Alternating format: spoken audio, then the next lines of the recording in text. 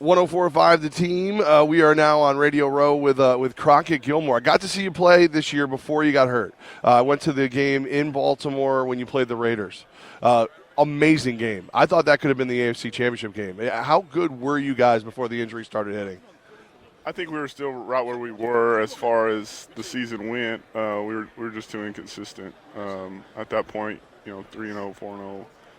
But we got to find a way to win that game, and things could change as far as consistency.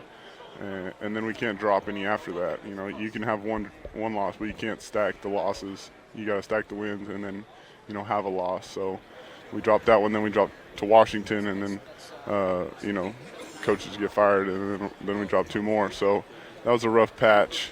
You'd like to, like I said, lose one and then find a way.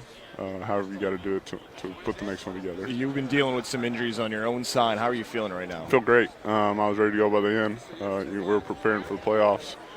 Fell about 6 inches short to Pittsburgh. But I feel great. I'm ready to go. Been back to work. Been dragging Brandon around. Getting ready to see him do some more work. So feel great. Mentally, physically ready to go.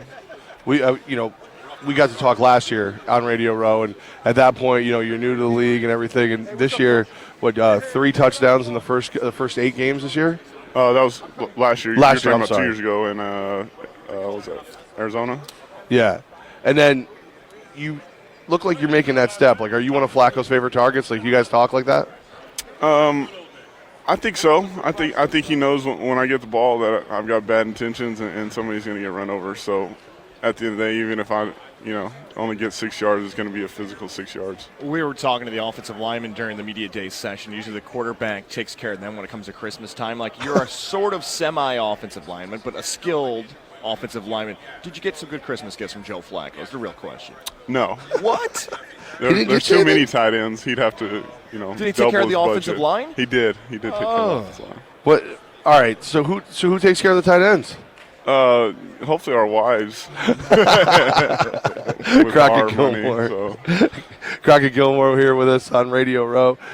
So what makes you come to Radio Row? What is it? Just you just love the process? Why are you here? Yeah, absolutely. Love the process. Love being around the championship game. There's always an energy, as well as I get to kind of get some exposure that I wouldn't normally get. But you get to meet cool people and in an environment that not everybody can go.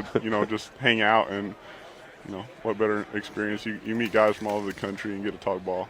So all right. So you say exposure. What else besides football is Crockett Gilmore? I'm a big hunter, fisher. I like to get away from everything. This last week I was in Amarillo. Phone wasn't on for 2 or 3 days. Turn it on, call the wife, make sure I'm alive. You didn't even bring the wife? Oh, no. She stays in Baltimore at work.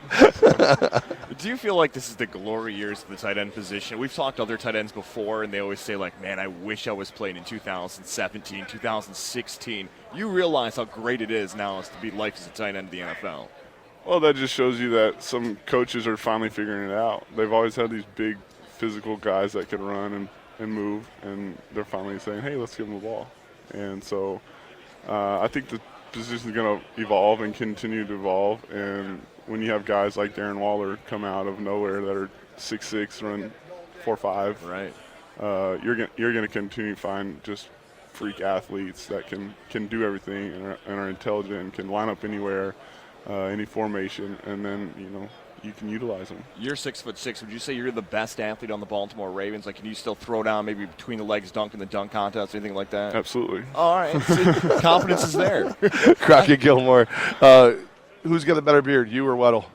Absolutely, Eric Weddle. It's not even close. I think we started on the same day, and then he had like the full beard in 2 days, and this has been 6 months of work. He shaves it halfway through, the other half grows back. And I was like, how'd that happen? Let's get into the actual game. Patriots, Falcons. What do you see in this matchup in Super Bowl 51? I see a low-scoring game. They're both going to have long drives and work the clock. I don't see any team, even with this speed, just having huge plays. So kind of low scoring. I'm going to take the Patriots 24-17. I like it.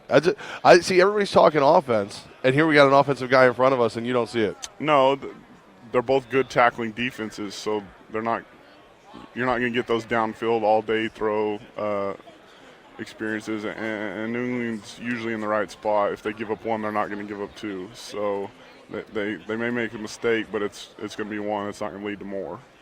Crockett Gilmore, tight end of the Baltimore Ravens. We appreciate you, and let's make this an annual thing. Absolutely. I keep talking about how much better your Ravens are getting, as long as they don't, beat our favorite team. Good to see you, man. Best of luck. Good to see you. Thank you.